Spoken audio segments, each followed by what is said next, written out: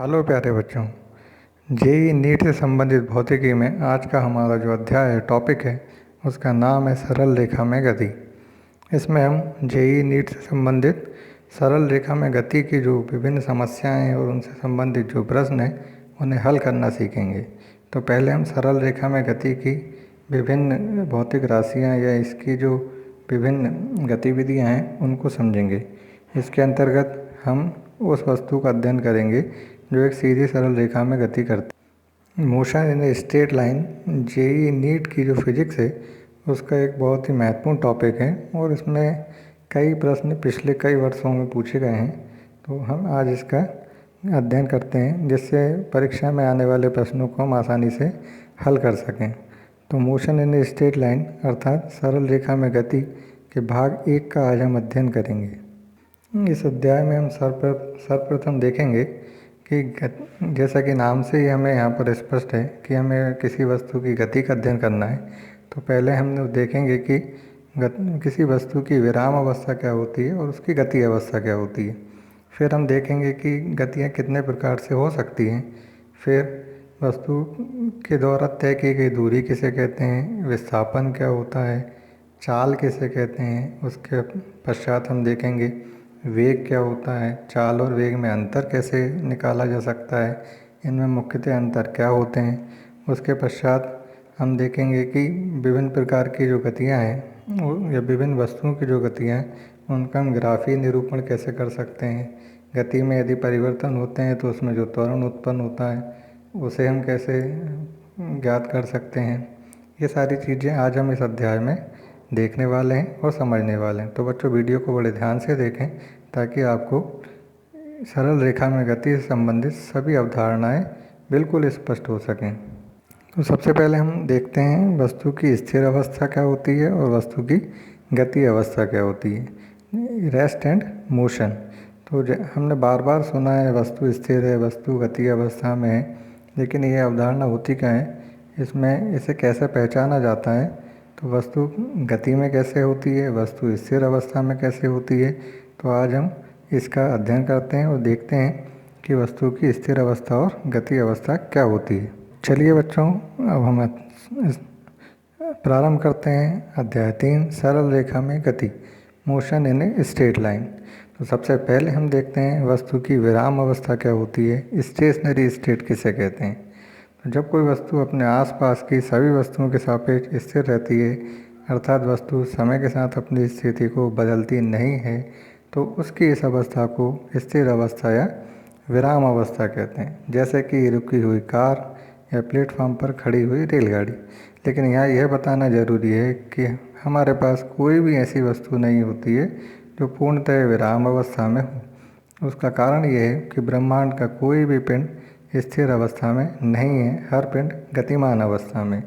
यदि हम प्लेटफॉर्म पर खड़ी हुई रेलगाड़ी की बात करें तो वो अपने आसपास की वस्तुओं के सापेक्ष तो स्थिर है, लेकिन यदि हम देखें तो वो चूँकि पृथ्वी पर खड़ी है और पृथ्वी अपनी दूरी पर भी घूमती है और पृथ्वी सूर्य के चारों ओर भी एक वृत्ताकार मार्ग में गति करती है, अर्थात एक ही समय में पृथ्वी में 2 प्रकार की गतियाँ होती है। अतः ये जो रेलगाड़ी है जो हमें स्थिर दिखाई दे रही है, ये ब्रह्मांड के अन्य पिंडों के सापेक्ष गतिमान अवस्था में, लेकिन चूँकि यह अपने आसपास की वस्तुओं के सापेक्ष पृथ्वी पर स्थित वस्तुओं के सापेक्ष स्थिर अवस्था में है, इसलिए हम इसकी अवस्था को विराम अवस्था कहते हैं। तो रुकी हुई अवस्था में वस्तु को विराम अवस्था में कहा जाता है। इसके बाद आता है गति अवस्था या मूविंग स्टेट। तो अब हम वस्तु की गति अवस्था को देखते हैं। जब कोई वस्तु समय के साथ अपनी स्थिति बदलती है, अर्थात लगातार अपनी स्थिति में परिवर्तन करती है, तो वस्तु की इस अवस्था को गति अवस्था कहते हैं। जैसे चलती हुई रेलगाड़ी की गति, उसके पश्चात किसी चलती हुई कार की गति, उड़ती हुई चिड़िया की गति, उड़ती हुई पतंग की गति, रेंगती हुई चींटी की गति, ये सब गतियाँ जो है इस अवस्था को गति अवस्था कहते हैं। तो सीधा सा हमारा तात्पर्य है कि जब कोई वस्तु की स्थिति में परिवर्तन लगातार होता रहता है तो उसकी अवस्था को गति अवस्था कहते हैं। अब हम देखते हैं कि गति अवस्था में गतियाँ कितने प्रकार की होती है। यहाँ हम पाते हैं कि किसी भी वस्तु की गतियाँ निम्नलिखित 3 प्रकार की होती है। पहला एक विमीय गति या वन डायमेंशनल मोशन, दूसरा द्विविमीय गति या टू डायमेंशनल मोशन, तीसरा त्रिविमीय गति या थ्री डायमेंशनल मोशन। यह डायमेंशंस या विमा से हमारा सीधा सीधा तात्पर्य है कि वस्तु में एक समय में कितनी दिशाओं में गतियाँ हो रही हैं। यदि वस्तु में एक समय में एक ही दिशा में गति होती है, वस्तु समय के साथ एक निश्चित दिशा में गति करती है, तो उसे एक विमीय गति कहते हैं। और यदि लगातार दो दिशाओं में वस्तु गति करने में सक्षम है तो उसकी गति को द्विविमीय गति कहते हैं। और वस्तु यदि एक ही समय में 3 दिशाओं में गति कर रही है या गति कर सकती है तो उसकी इस गति को त्रिविमीय गति। तो सर्वप्रथम हम देखते हैं एक विमीय गति। तो जब वस्तु एक सरल रेखा में गति करती है तो वस्तु की इस गति को एक विमीय गति कहते हैं। वस्तु जब एक समय में एक ही दिशा में गति करती है तो इसे एक विमीय गति कहा जाता है। इसका उदाहरण यदि हम देखें तो जैसे सीधी पटरी पर चलती हुई रेलगाड़ी की गति, सीधी सड़क पर दौड़ती हुई कार की गति, किसी खिंची हुई डोरी पर रेंगती हुई चींटी की गति। अब हम देखते हैं द्विविमीय गति। तो जब वस्तु एक तल में गति करती है तो वस्तु की इस गति को द्विविमीय गति कहते हैं, क्योंकि जब वस्तु किसी एक तल में गति करती है तो वह एक ही समय में किन्हीं भी 2 दिशाओं में गति करने में सक्षम होती है। अर्थात एक समय में वो 2 दिशाओं में गति कर सकती है, गति करती है, तो उसकी इस गति को द्विविमीय गति कहते हैं। इसके कुछ महत्वपूर्ण उदाहरण हैं, जैसे कि कार का टेढ़े मेढ़े मार्ग पर चलना या सीधी सड़क पर चलती हुई कार का किसी मोड़ पर मुड़ना। तो जब कार किसी मोड़ पर मुड़ती है तो उसमें 2 तरह की गति होती है। कार आगे भी बढ़ती है और दाएं या बाएं दिशा में भी गति करती है। ऐसे ही बच्चों, यदि आपने कैरम खेला होगा तो कैरम की गोटी की गति कैरम के तल में होती है और कैरम की कोई भी गोटी एक समय में किन्हीं भी 2 दिशाओं में गति कर सकती है, गति करती है, तो कैरम की गोटी की जो गति है वह भी द्विविमीय गति कहलाती है। अब यदि हम देखें त्रिविमीय गति, तो जैसा कि नाम से स्पष्ट है कि 3 दिशाओं में गतियाँ हो सकती हैं। तो जब वस्तु किसी मुक्त आकाश में या फ्री स्पेस में गति करती है तो वस्तु की इस गति को त्रिविमीय गति कहते हैं। जैसे कि गैस के अणुओं की गति या हवाई जहाज की गति। यदि हम देखें तो गैस के अणु मुक्त आकाश में कहीं भी गति करने के लिए स्वतंत्र होते हैं, अर्थात वे तीनों दिशाओं में गतियाँ कर सकते हैं, ऊपर नीचे दाएं बाएं किसी भी दिशा में, तो उनकी इस गति को त्रिविमीय गति कहते हैं।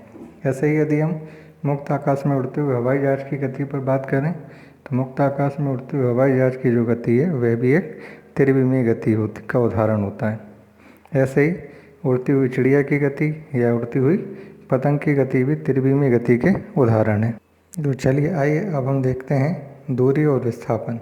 इसके पश्चात हम देखेंगे दूरी और विस्थापन में अंतर, और फिर देखेंगे चाल और वेग, और चाल और वेग में अंतर, और फिर हम अध्ययन करेंगे त्वरण का।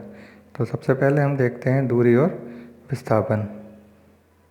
और दूरी और विस्थापन में अंतर का अध्ययन हम करते हुए ये भी देखेंगे कि दूरी और विस्थापन में अंतर क्या होता है, ताकि हम भली भांति ये समझ सकें कि दूरी क्या होती है और विस्थापन क्या होता है, इन दोनों में मुख्यतः कितने अंतर होते हैं। तो हम इनका बहुत ही विस्तार पूर्वक अध्ययन करते हैं, जिससे कि हम दूरी और विस्थापन में अंतर को स्पष्ट कर सकें।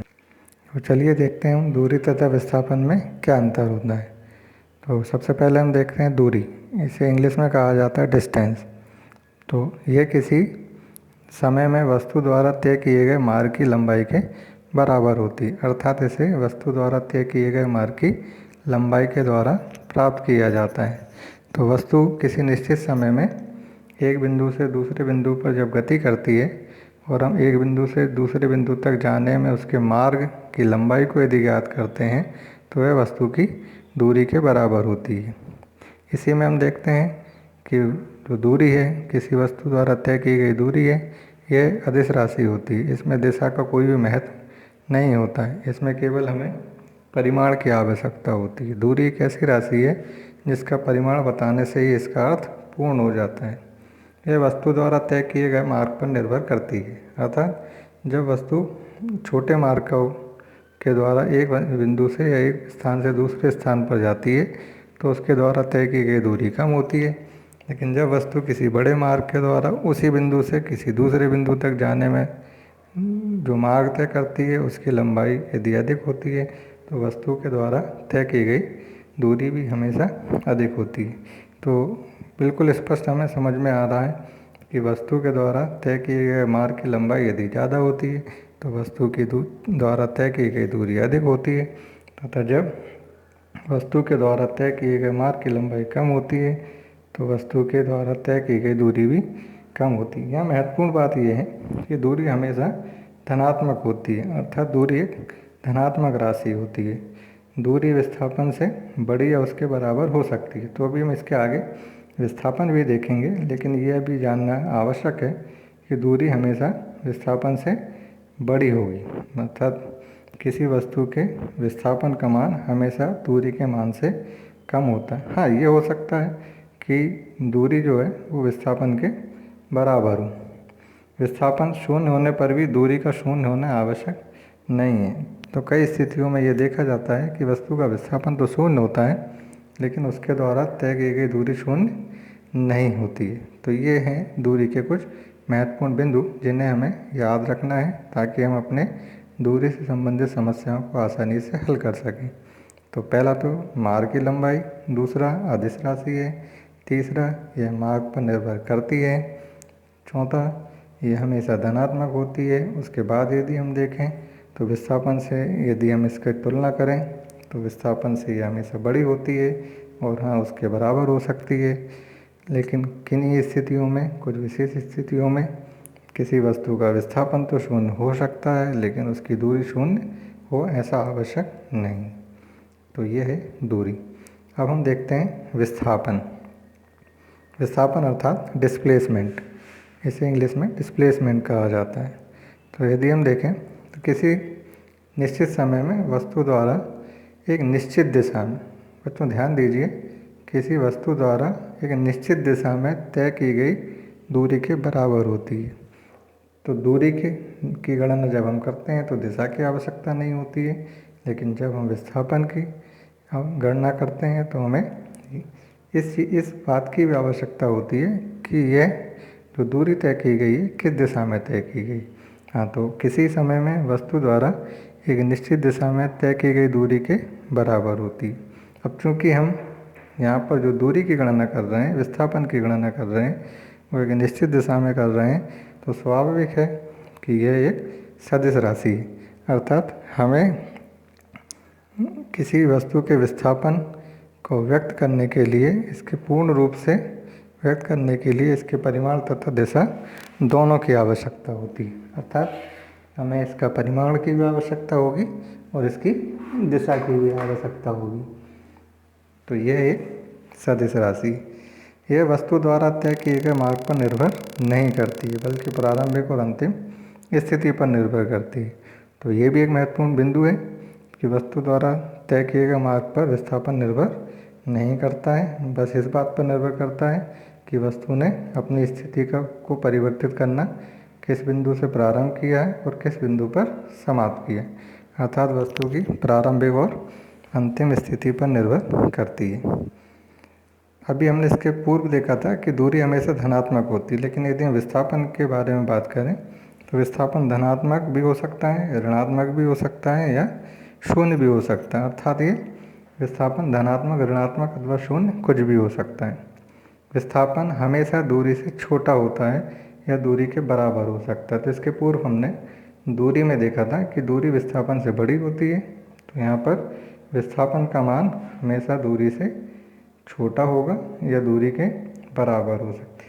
यदि हम इसे दूसरे शब्दों में समझना चाहें तो किसी वस्तु द्वारा किन्हीं दो बिंदुओं के बीच तय किए गए सबसे छोटे मार्ग की जो लंबाई होती है, न्यूनतम जो दूरी होती है, उसे विस्थापन कहते हैं। दूरी शून्य होने पर विस्थापन अवश्य ही शून्य होता है। तो यदि किसी बिंदु द्वारा तय की गई दूरी शून्य होती है तो विस्थापन भी शून्य होता है। इससे तात्पर्य यह है कि वस्तु गतिमान अवस्था में नहीं है बल्कि वस्तु स्थिर अवस्था में है। तो यह है दूरी और विस्थापन में महत्वपूर्ण अंतर। अब हम कुछ विशेष बिंदुओं पर थोड़ी चर्चा करते हैं जैसे समय, चाल और दूरी, और इनमें परस्पर संबंध। तो सबसे पहले हम इसमें देखेंगे चाल की अवधारणा या चाल की परिभाषा, और फिर हम समय, चाल और दूरी में संबंध देखते हैं क्या होता है। तो अब हम देखते हैं किसी वस्तु की चाल या स्पीड। तो चाल को परिभाषित करने के लिए हम देखते हैं कि किसी वस्तु के द्वारा एकांक समय में तय की गई जो दूरी होती है उसे चाल कहते हैं। एकांक समय में वस्तु जितनी भी दूरी तय करती है, एकांक समय से यहाँ हमारा तात्पर्य 1 सेकंड से, तो एकांक समय में वस्तु जितनी दूरी तय करती है उसे वस्तु की चाल कहते हैं। अर्थात चाल बराबर दूरी बटे समय। दूरी और समय के अनुपात को चाल कहा जाता है। चाल एक अदिश राशि होती है क्योंकि ये किस पर, ये दूरी पर निर्भर करती है। ये एक स्केलर क्वांटिटी होती है। इससे दिशा का ज्ञान नहीं होता है क्योंकि ये दूरी पर निर्भर करती है और दूरी एक अदिश राशि है। यदि हम चाल का मात्रक देखें तो चूँकि चाल बराबर होता है दूरी बटे समय, तो चाल का मात्रक ज्ञात करने के लिए हमें पहले दूरी का मात्रक ज्ञात करना होगा और उसके पश्चात समय का मात्रक। तो चाल का मात्रक होता है मीटर प्रति सेकंड। अब यदि हम CGS मात्रक की बात करें तो चूँकि CGS सिस्टम में जो दूरी का मापन किया जाता है वह सेंटीमीटर में किया जाता है तथा समय का मात्रक सेकंड होता है, अतः CGS मात्रक सेंटीमीटर प्रति सेकंड होता है। अब यदि हम चाल के बीमीय सूत्र को देखते हैं तो बीमीय सूत्र इसका होता है L_T-1, क्योंकि इसमें कोई भी द्रव्यमान नहीं होता है, अतः बीमीय सूत्र में जो m की विमा है वो 0 होती है, लेकिन दूरी की विमा 1 होती है तथा समय की विमा ऋण 1 होती है। इस तरह से इसका जो बीमीय सूत्र हमें प्राप्त होता है वो है L_T-1 या m0L_T-1। भौतिकी में चाल को स्मॉल v या u से प्रदर्शित करते हैं। चाल के प्रकार पर यदि हम बात करें कि चाल कितने प्रकार की होती है, तो यहाँ पर चाल मुख्यतः 4 प्रकार की होती है। एक समान चाल, असमान चाल, औसत चाल और तात्कालिक चाल। तो सबसे पहले हम देखते हैं एक समान चाल। जैसा नाम से ही क्लियर है कि यदि चाल में कोई परिवर्तन नहीं होता है तो वस्तु की चाल को एक समान चाल कहते हैं। तो जब वस्तु समान समय में समान दूरी तय करती है तो वस्तु की चाल को एक समान चाल कहते हैं। अब हम देखते हैं असमान चाल। तो जब वस्तु समान समय में अलग अलग दूरी तय करती है अर्थात उसकी चाल लगातार परिवर्तित होती है तो वस्तु की चाल को असमान चाल कहते हैं।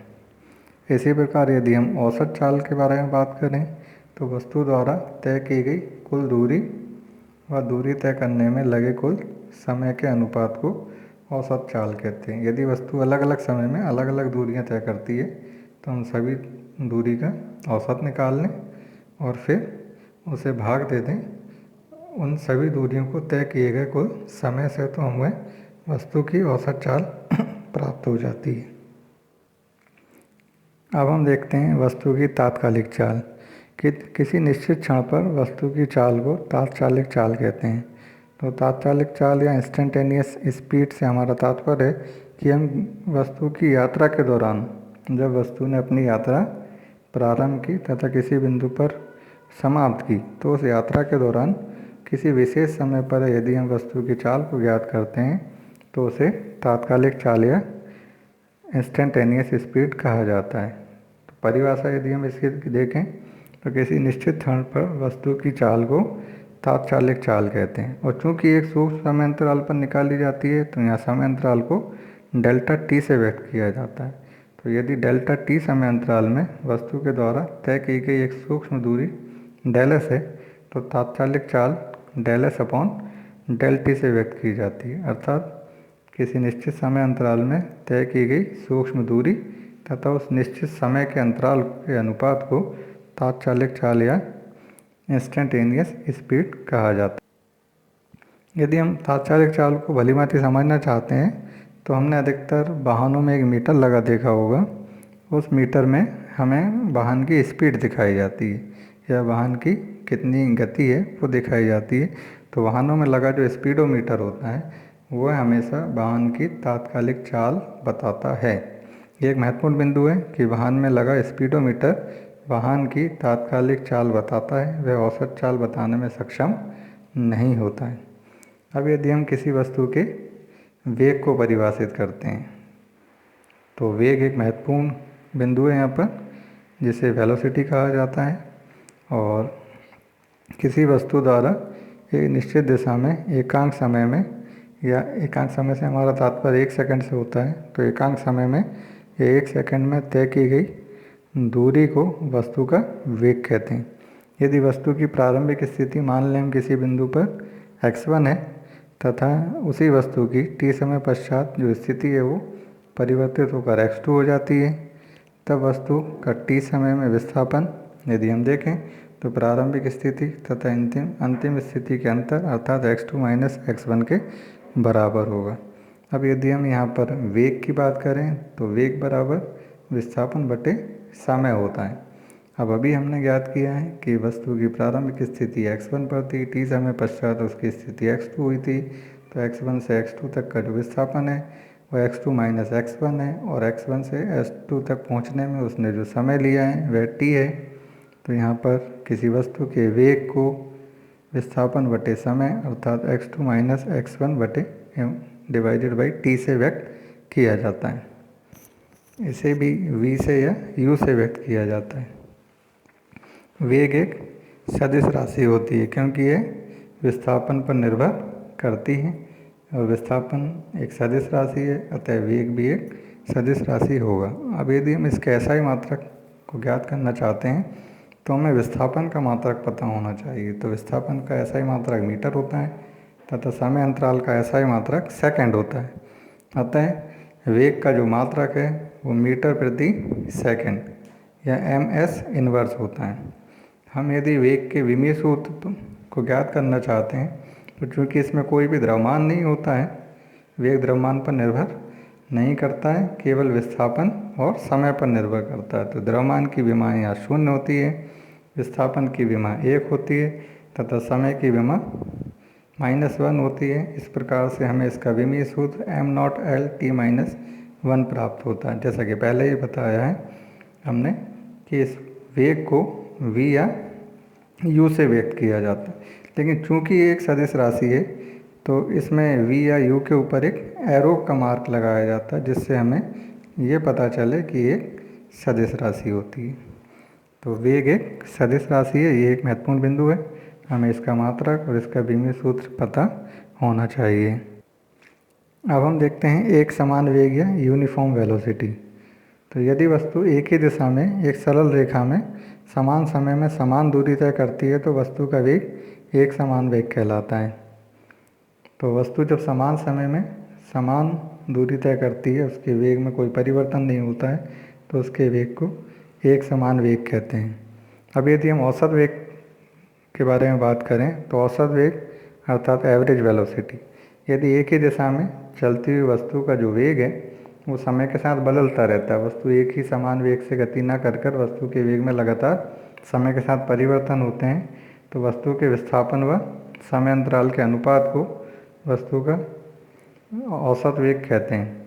तो यहाँ पर ये बहुत महत्वपूर्ण बिंदु है कि वस्तु का वेग या औसत वेग समय के साथ बदलता है, तो वस्तु के विस्थापन व समय अंतराल के अनुपात को वस्तु का औसत वेग कहते हैं। तो औसत वेग बराबर विस्थापन बटे समय अंतराल। जैसा कि अभी हमने ऊपर देखा हुआ है कि विस्थापन को x2 माइनस x1 से व्यक्त किया जाता है तथा समय अंतराल को t2 माइनस t1 से। तो चूँकि ये एक सूक्ष्म समय अंतराल में विस्थापन है तो हम इसे डेल x से व्यक्त कर सकते हैं, और चूँकि समय अंतराल बहुत सूक्ष्म है तो इसे डेल t से व्यक्त कर सकते हैं, अर्थात समय अंतराल डेल t तथा विस्थापन डेल x से व्यक्त किया जाता है। तात्कालिक वेग या इंस्टेंटेनियस वेलोसिटी, तो जैसा अभी हमने चाल के संबंध में देखा था कि तात्कालिक चाल किसी निश्चित समय पर ज्ञात की हुई चाल होती है, उसे तात्कालिक चाल कहते हैं। ऐसे ही यदि हम वेग के बारे में बात करें तो वेग किसी विशेष क्षण पर वस्तु के वेग को तात्कालिक वेग कहते हैं। यदि समय अंतराल डेल t में वस्तु का वेग, वस्तु का जो विस्थापन है वो डेल x है, तो तात्कालिक वेग को यदि हम व्यक्त करना चाहें तो v is equal to limit del T tends to zero, अर्थात जो अंतराल है वो बहुत ही सूक्ष्म है, और del X upon del T. और चूँकि अंतराल या समय अंतराल बहुत सूक्ष्म होता है और जो विस्थापन है वो सूक्ष्म समय अंतराल में बहुत छोटा होता है, तो इसे हम D x upon D T भी लिखते हैं। तो इस तरह से तात्कालिक वेग को D x upon D T से व्यक्त किया जा सकता है, और इसे विस्थापन का समय के सापेक्ष अवकलन कर कर भी ज्ञात किया जा सकता है। तो इसे हम आगे कुछ समस्याओं में विस्थापन के अवकलन के द्वारा प्राप्त करेंगे और हम इनसे संबंधित समस्याओं को हल करेंगे। तो यहाँ पर महत्वपूर्ण बिंदु ये है कि बहुत छोटे समय अंतराल को dt तथा बहुत छोटे या सूक्ष्म विस्थापन को dx से व्यक्त किया जाता है। अब हमने चूँकि चाल को विस्तार पूर्वक अध्ययन कर लिया है, वेग के बारे में हमने विस्तार पूर्वक अध्ययन कर चुके हैं, तो अब हम चाल और वेग में मुख्य अंतर ज्ञात करने वाले हैं या ज्ञात करेंगे। चाल और वेग में मुख्य अंतर ज्ञात किए जा सकते हैं, और ये अंतर इस प्रकार है। चाल तथा वेग में अंतर, तो इनमें जो पहला महत्वपूर्ण अंतर है वो इनकी परिभाषा हो जाती है। जैसे कि गतिशील वस्तु द्वारा 1 सेकंड में चली गई दूरी को चाल कहते हैं। इसी प्रकार वेग, तो गतिशील वस्तु द्वारा निश्चित दिशा में 1 सेकंड में चली गई दूरी को वस्तु का वेग कहते हैं। यदि हम इनमें दूसरा मुख्य अंतर देखते हैं तो वह ये है कि यह एक अदिश राशि है। चाल एक अदिश राशि होती है, यह दिशा पर निर्भर नहीं करती है। लेकिन यदि हम वेग के बारे में बात करें तो वेग एक सदिश राशि है, क्योंकि यह विस्थापन पर निर्भर करती है और विस्थापन एक सदिश राशि होती है। अर्थात वेग के लिए यह महत्वपूर्ण है कि वस्तु किस दिशा में गति करती है।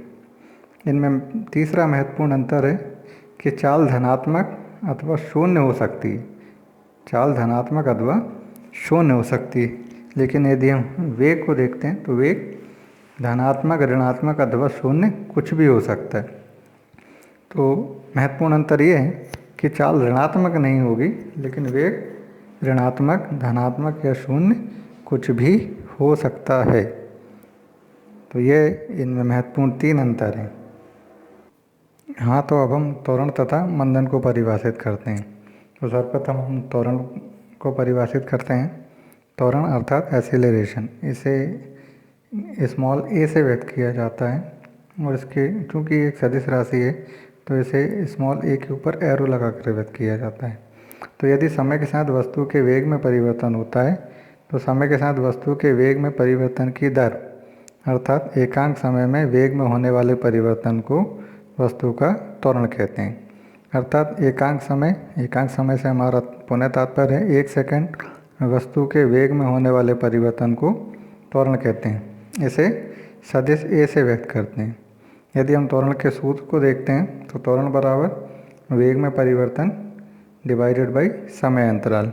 तो त्वरण बराबर वेग में परिवर्तन डिवाइडेड बाई समय अंतराल से व्यक्त किया जाता है।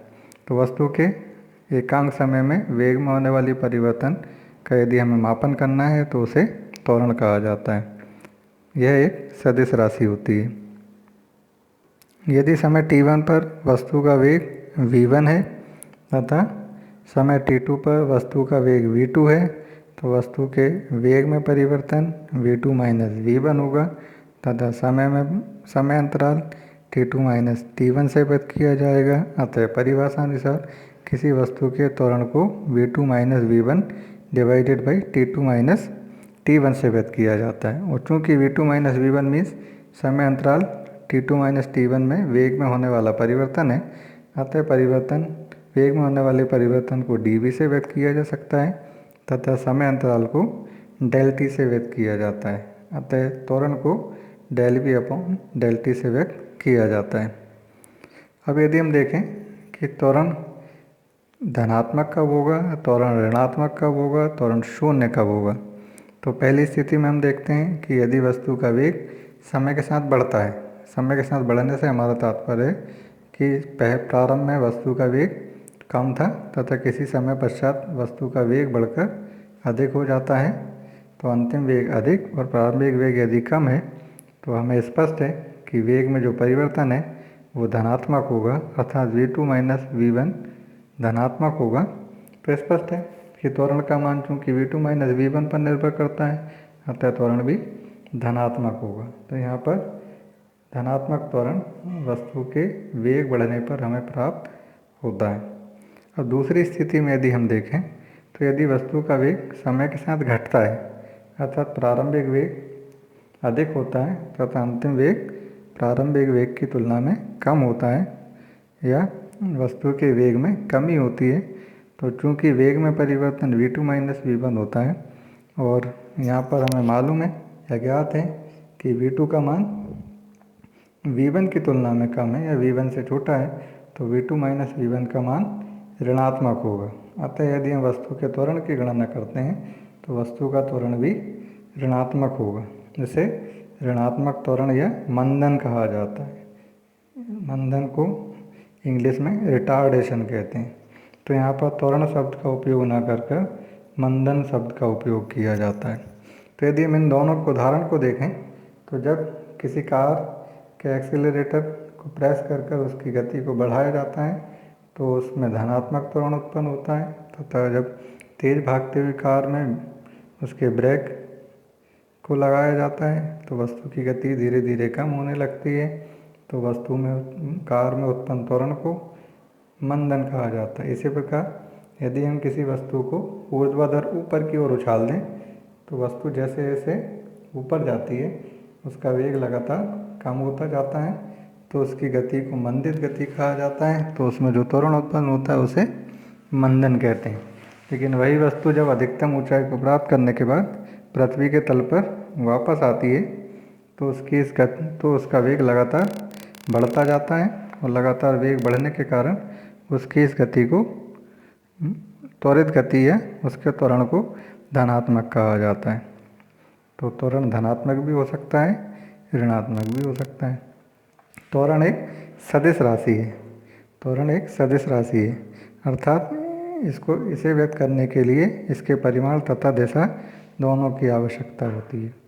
अब हम त्वरण के मात्रक को ज्ञात करते हैं। तो त्वरण का मात्रक वेग के मात्रक तथा समय के मात्रक के अनुपात के बराबर होता है। अभी हमने पिछले अध्याय में देखा है कि वेग का मात्रक मीटर प्रति सेकंड होता है तथा समय का मात्रक सेकंड होता है, अर्थात जो त्वरण है उसका मात्रक मीटर प्रति सेकंड स्क्वायर होगा। यदि हम इसके विमीय सूत्र को ज्ञात करना चाहें तो चूँकि त्वरण द्रव्यमान पर निर्भर नहीं करता है, अतः इसमें द्रव्यमान की विमा 0 होती है तथा लंबाई की विमा 1 होती है और समय की विमा ऋण 2 होती है। इस प्रकार त्वरण का विमीय सूत्र m0L/t-2 है। यहाँ पर नियत तथा एक समान त्वरण को उदाहरण सहित समझाया गया है। तो जब समान समय में वस्तु के वेग में समान परिवर्तन होता है तो वस्तु के त्वरण को एक समान त्वरण या नियत त्वरण कहते हैं। तो जब वस्तु के वेग में परिवर्तन एक समान होते हैं निश्चित समय में तो उसके त्वरण को एक समान त्वरण या नियत त्वरण कहते हैं। इसके उदाहरण को यदि हम देखें तो जब वस्तु ऊपर से नीचे गिरती है, किसी वस्तु को स्वतंत्रपूर्वक नीचे गिराया जाता है तो वस्तु की गति एक समान त्वरित गति होती है, क्योंकि नीचे गिरते समय पृथ्वी इसमें जो त्वरण उत्पन्न करती है उसे गुरुत्वीय त्वरण कहा जाता है। पृथ्वी इसे अपनी ओर आकर्षित करती है, जिसके कारण वस्तु की गति त्वरित गति होती है और नीचे गिरते समय इसका जो वेग है वो 9.8 मीटर प्रति सेकंड बढ़ता जाता है, अर्थात इसकी गति एक समान त्वरित गति कहलाती है। वस्तु नीचे गिरती है तो वस्तु के त्वरण को गुरुत्वीय त्वरण कहते हैं। इसे स्मॉल g से व्यक्त किया जाता है। तो गुरुत्वीय त्वरण g = 9.8 मीटर प्रति सेकंड स्क्वायर होता है। एक समान गति के लिए वेग नियत होना चाहिए, अतः त्वरण 0 होगा। तो यदि वस्तु के वेग में परिवर्तन नहीं होते हैं, समय के साथ वस्तु का वेग बदलता नहीं है तो वस्तु का त्वरण 0 होता है। इसी प्रकार वस्तु को यदि ऊर्ध्वाधर ऊपर की ओर उछाला जाता है तो वस्तु का वेग 9.8 मीटर प्रति सेकंड की दर से घटता जाता है, अर्थात प्रारंभिक वेग अधिक होता है तथा जैसे जैसे वह अधिकतम ऊंचाई पर पहुंचता है उसका वेग लगातार घटता जाता है। तो वस्तु की इस गति को मंदित गति कहते हैं और वस्तु की गति एक समान मंदित गति कहलाती है। तो वस्तु को जब ऊपर उछाला जाता है तो वस्तु में जो त्वरण उत्पन्न होता है उसे मंदन कहते हैं। अब हम यहाँ पर कुछ ग्राफ को समझेंगे कि ग्राफ किस प्रकार से बनाए जाते हैं, ग्राफ को किस तरीके से व्यक्त किया जाता है, वस्तु की गति को किस प्रकार से ग्राफ पर व्यक्त कर सकते हैं। तो सबसे पहले यहाँ पर हम देखते हैं स्थिति समय ग्राफ। यदि ग्राफ की y अक्ष पर स्थित स्थिति तथा x अक्ष पर समय लेकर वक्र खींचा जाए तो इस प्रकार का जो ग्राफ है इसे स्थिति समय ग्राफ कहा जाता है, जैसा कि चित्र में प्रदर्शित किया गया है। अब यदि हम चित्र में प्रदर्शित ग्राफ के बारे में कुछ बात करें तो उपरोक्त ग्राफ वस्तु की विराम अवस्था प्रदर्शित करता है, क्योंकि यदि आप देखेंगे तो इसमें समय तो लगातार बढ़ता जाता है, लेकिन वस्तु की जो स्थिति है वह मूल बिंदु के सापेक्ष x नॉट पर है या x ज़ीरो पर है, और वस्तु का जो विस्थापन है वो y दिशा में बढ़ नहीं रहा है समय के साथ। अर्थात ये जो ग्राफ है ये एक स्थिर वस्तु का ग्राफ। तो विराम अवस्था में यदि वस्तु होती है तो उसके स्थिति समय ग्राफ को समय अक्ष के समांतर एक सरल रेखा से व्यक्त किया जाता है।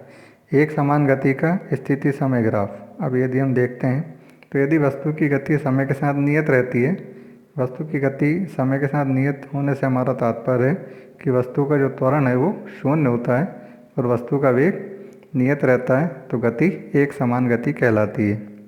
तो यहाँ पर हमें चित्र में कुछ ग्राफ प्रदर्शित किए गए हैं। इसमें जो पहला वाला ग्राफ है यह प्रारंभिक स्थिति से दूर जाती हुई वस्तु का ग्राफ है।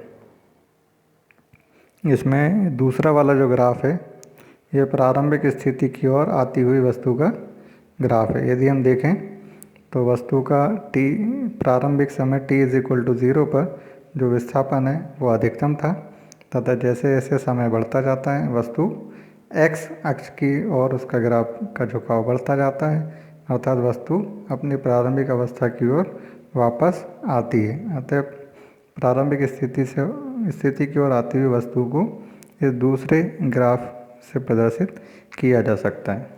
अब यदि हम असमान गति का स्थिति समय ग्राफ देखें तो यदि वस्तु का वेग लगातार परिवर्तित होता है, अर्थात वस्तु में त्वरण या मंदन उत्पन्न होता है, तो उन्हें निम्नलिखित ग्राफ से व्यक्त किया जा सकता है। इसमें जो पहला वाला ग्राफ है यह त्वरण का ग्राफ है, अर्थात वस्तु का वेग लगातार समय के साथ बढ़ता जाता है, तो उसे इस प्रकार के ग्राफ से व्यक्त किया जा सकता है।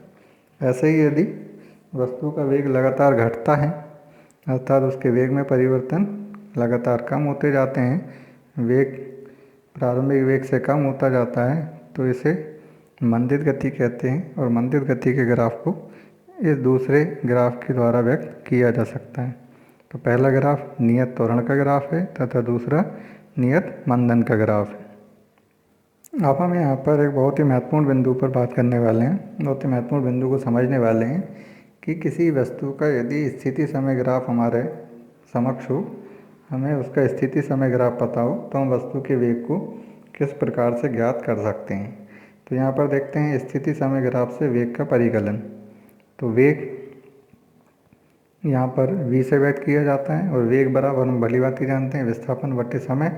यदि वस्तु की प्रारंभिक स्थिति x1 पर है और t2 समय पर स्थिति परिवर्तित होकर x2 हो जाती है, तो वस्तु के वेग को del x/del t से व्यक्त किया जा सकता है। तो यहाँ पर जैसा कि ग्राफ में हमें प्रदर्शित है कि t1 समय पर वस्तु की जो स्थिति है वो बिंदु P पर है और बिंदु P पर मूल बिंदु के सापेक्ष जो उसकी स्थिति है वो x1 पर है, और यदि t2 समय पर हम वस्तु की स्थिति देखें तो वह बिंदु Q पर है और मूल बिंदु के सापेक्ष बिंदु Q का जो विस्थापन है या स्थिति है वो x2 है।